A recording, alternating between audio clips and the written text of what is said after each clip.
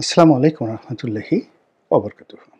সম্মানিত দর্শক, বর্তমান যে দুর্বল সরকার, এই দুর্বল সরকারে অপরাধীদের অভয়ারণ্য রচনা করা হয়ে গিয়েছে, বা এই দুর্বল সরকারের অধীনে যে রাষ্ট্র ব্যবস্থা চলছে, সেক্ষেত্রে যারা অপরাধী তারা অনেকটা সুন্দরবনে রয়্যাল বেঙ্গল টাইগার যেভাবে নির্ভয়ে ঘুরে বেড়ায়, এটাকে অভয়ারণ্য বলে, যেখানে কোনো ভয় কাজ করে না। তদ্রূপ আমাদের এই বাংলাদেশ এই মুহূর্তে অপরাধীদের রীতিমতো অভয় অরণ্যে পরিণত হয়েছে। এখানে যারা আইনশৃঙ্খলা রক্ষা করেন, যাদেরকে দেখলে অপরাধীদের মনে আতঙ্ক শুরু হয়ে যায়, অনেকের কাপড় চোপড় নষ্ট হয়ে যায়। এখন কোনো কোনো জায়গাতে দেখা যাচ্ছে যে উল্টো যারা আইন শৃঙ্খলা রক্ষা করবেন তারা অপরাধীদের দ্বারা নিয়ন্ত্রিত হচ্ছেন, শাসিত হচ্ছেন, অপদস্থ হচ্ছেন, অপমানিত হচ্ছেন। ফলে কি হলো, পুরো অপরাধের যে জগৎটি, এই জগৎটি এখন স্মরণকালের সবচেয়ে বেশি ভয়ঙ্কর হয়ে পড়েছে। তো অপরাধী বিভিন্ন ধরনের রয়েছে। আইন নিজের হাতে তুলে নেওয়া, খুন, ধর্ষণ, চাঁদাবাজি, তারপরে হাজারো রকম অপরাধ রয়েছে। তো অভয়ারণ্য বলতে যেটা বুঝিয়েছি সেটি হলো সকল রকমের যারা অপরাধী এই সময়টিকে তারা মনে করছে যে তাদের তকদিরের জন্য, ভবিষ্যতের জন্য এটি একটি মোক্ষম সময়। ফলে যে যার মতো করে পারছে আগামী দিনে তাদের যে বেঁচে থাকার জন্য যা কিছু দরকার এই সময় অর্জন করার জন্য সর্বোচ্চ শক্তি প্রয়োগ করে সাধারণ মানুষের জীবন তছনছ করে দিচ্ছে। যেমন ধরুন, একজনে একটা খুব বড় দোকান চালাচ্ছে, এটা ঢাকার একটি বাস্তব ঘটনা, এটা কোনো গল্প নয়। আপনারা যদি জানতে চান আমি দিয়ে দিতে পারবো। ঢাকার অভিজাত এলাকাতে অনেক বড় কোটি কোটি টাকা মূল্যের একটি ফার্মেসি, ওষুধের দোকান। এখন ওর আশেপাশে আরও 4-5টি ওষুধের দোকান আছে, কিন্তু কোনো অবস্থাতেই তাদের সঙ্গে পেরে উঠছে না। তো এই যে গত 5 মাসে তারা কি করলো, এই প্রতিপক্ষ অপরাধীদেরকে লেলিয়ে দিল এবং সেই অপরাধী চক্র এসে বলল যে এই বাড়ির মালিকের অমুক আত্মীয় আওয়ামী লীগ করে, কাজেই এই আওয়ামী লীগের আত্মীয়র বাড়িতে তোমরা এই ফার্মেসি চালাচ্ছ, যেটার বয়স প্রায় 10 বছরের বেশি, বা 15-16 বছর বা 20 বছর এরকম হতে পারে। কাজেই এটা তোমাদের কাজ ছাড়া যাবে না। যেই কথা সেই কাজ, মুহূর্তের মধ্যে, ঘণ্টাখানিকের মধ্যে পুরো ফার্মেসিটিকে লুট করে নেওয়া হলো। এখন যারা লুট করতে এসেছিল তারা কয়েক কোটি টাকার এই ওষুধপত্র সেখান থেকে নিয়ে গেল, দোকানে তালা দিয়ে গেল, আর তাদেরকে যারা লেলিয়ে দিয়েছিল তারা মনের আনন্দে হাসতে শুরু করলো। আর যিনি ক্ষতিগ্রস্ত হয়েছেন তার আহাজারিতে আকাশ বাতাস প্রকম্পিত হলো। তিনি পাগলের মতো সর্বত্র গিয়ে তিনি সাহায্য চাইতে শুরু করলেন এবং এখনো পর্যন্ত তিনি কোনো পক্ষ থেকে, কোনো আইনশৃঙ্খলা রক্ষাকারী বাহিনীর পক্ষ থেকে ন্যূনতম আশ্বাস পাননি। অনেক হুজুরের কাছে গেছেন, অনেক নেতার কাছে গেছেন, সবাই বলছেন ধৈর্য ধারণ করো, সময় আসুক, পরে দেখা যাবে। কিন্তু সর্বনাশ যা হবার তা হয়ে গেছে। তো এখন বুঝুন যে যারা এই যে অপরাধ করেছে তাদের জন্য কতটা স্বর্গরাজ্য হয়ে গেছে যে আইনশৃঙ্খলা রক্ষাকারী বাহিনীর সামনে প্রকাশ্য দিবালোকে এরকম কোটি কোটি টাকা মূল্যের একটি বড় ওষুধের দোকান লুট হয়ে গেল।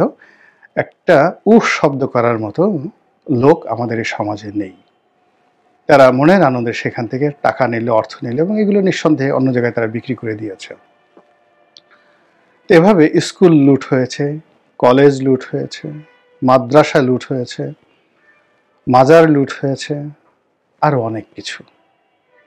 চাঁদা চেয়েছে দেখা গেল একটা রিসোর্টের কাছে, দেওয়া হলো না, রিসোর্টটিতে আগুন লাগিয়ে দাও, রিসোর্টের মধ্যে যারা নারী পুরুষ ছিলেন তাদেরকে বিয়ে দিয়ে দাও। এই যে মগের মুল্লুক, এই মগের মুল্লুক এই বাংলাদেশে সেই যে যারা মগরা যখন ডাকাতি করতো তখন এরকম ছিল কিনা আমি বলতে পারবো না। এখন এই অপরাধীদের যে স্বর্গরাজ্য, এই স্বর্গরাজ্যের মধ্যে চাঁদাবাজরা একটা অংশ। এখন বাংলাদেশে চাঁদাবাজের একটা উল্লাস নৃত্য শুরু হয়েছে।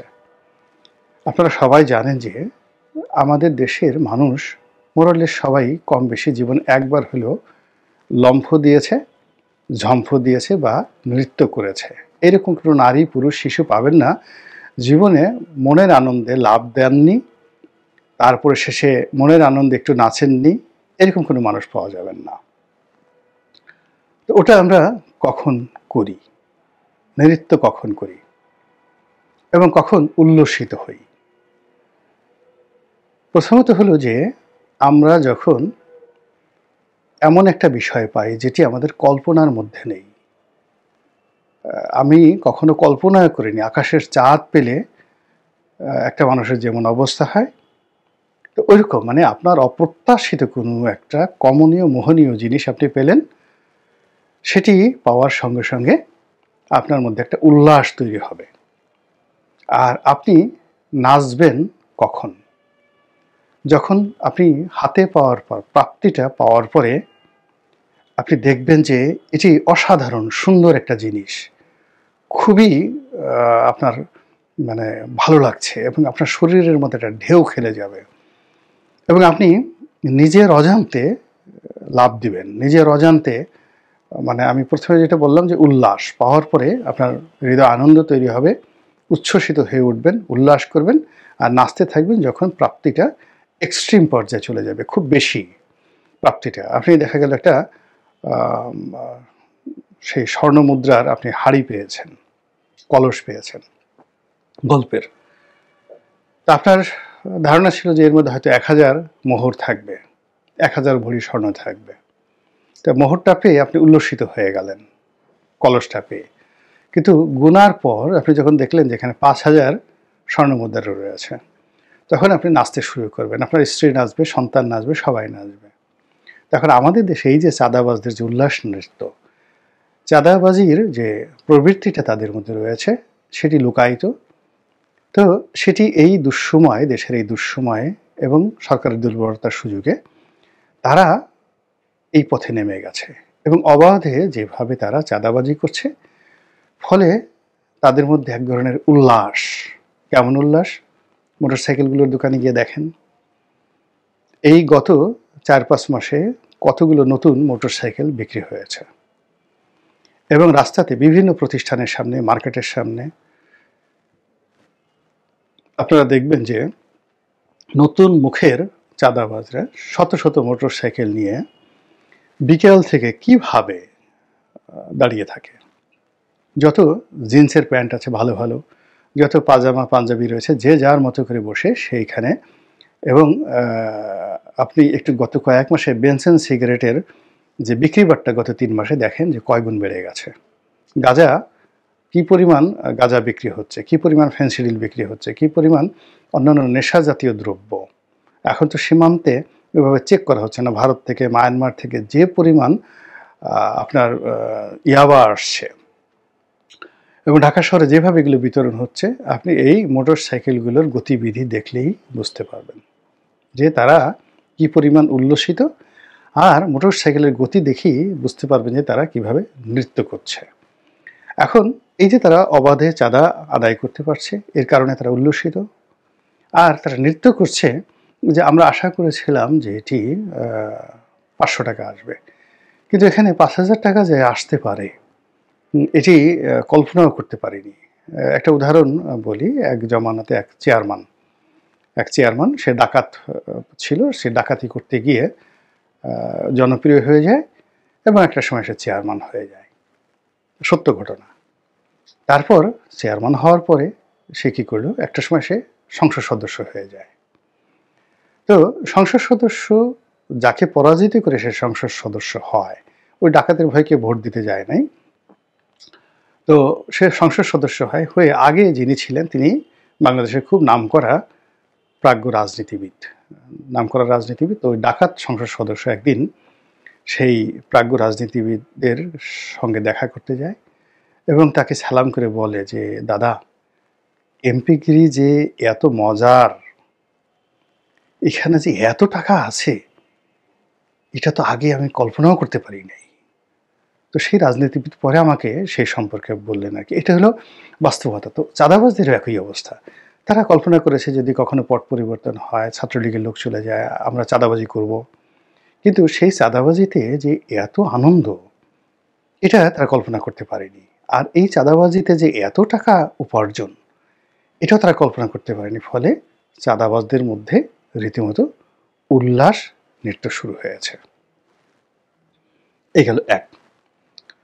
২ নম্বর হলো যে জালেম, যারা জুলুম করে, জোর করে, জবরদস্তি করে এবং অত্যাচার করে, এদেরকে আমরা সাধারণত জালেম বলি, জাহেল বলি। এখন এই যে চাঁদাবাজ, তাদের যেটা গডফাদার, তাদের একটা সিন্ডিকেট, এই সিন্ডিকেটের মধ্যে জুলুম শুরু হয়েছে, অন্তর্দ্বন্দ্ব শুরু হয়েছে, মারামারি শুরু হয়েছে। ইতিমধ্যে সারা দেশে অসংখ্য খুন খারাপির মতো ঘটনা ঘটে গেছে এবং এগুলো বাড়তে থাকবে। তো এই যে নতুন একটা জালেম সম্প্রদায় তৈরি হয়ে গেল। চাঁদাবাজিটা প্রাথমিক স্তর, অতিরিক্ত চাঁদা আদায় দ্বিতীয় স্তর, এবং এটার আনন্দ উপভোগ করতে গিয়ে উল্লাস প্রকাশ করা তৃতীয় স্তর, আর চতুর্থ স্তর হলো নিজেদের মধ্যে ভাগাভাগি, মারামারি, কাটাকাটি করার জন্য জুলুম করা, অত্যাচার করা। এই ওকে দিবি না, ওকে দিবি, ওকে দিবি না, ওকে দিবি, মানে নিজেরা তো মারামারি করেই, আর তাদের জুলুম দ্বারা যারা চাঁদা দিতে বাধ্য হয় তাদের জীবনটাও ঝালাপালা করে ফেলে। যেমন এক্স একটা ফুটপাতের দোকান থেকে 100 টাকা নিয়ে আসলো, ওয়াই গিয়ে বললো যে তুই আর এক্সকে দিতে পারবি না। তো এখানে সমস্যা হয়ে গেল যে সেই দোকানদার যদি ওয়াইকেও 100 টাকা দেয় আর এটা যদি এক্স শুনে, সে এসে সেই দোকানদারকে মারধর শুরু করলো যে ওকে দিলি কেন। সে কিন্তু নিরাপত্তার জন্য, বাঁচার জন্য দুজনকে দিতে রাজি, কিন্তু এই দুইজন দেখা গেল যে সম্মিলিতভাবে ওই দোকানদারকে এসে মারধর করলো, তুই কেন ওকে দিলি। এই যে একটা সম্প্রদায় তৈরি হয়েছে, যারা চাঁদাও নিচ্ছে আবার জুলুমও করছে, এবং এটা এত একটা নির্মম এবং এত একটা নিষ্ঠুর যে একজন ডাকাতি করতে গেছে এবং এটা আমাদের ছোটকালে শোনা কথা। এরা যেখানে যেত এবং সেখানে তারা ধর্ষণ করত।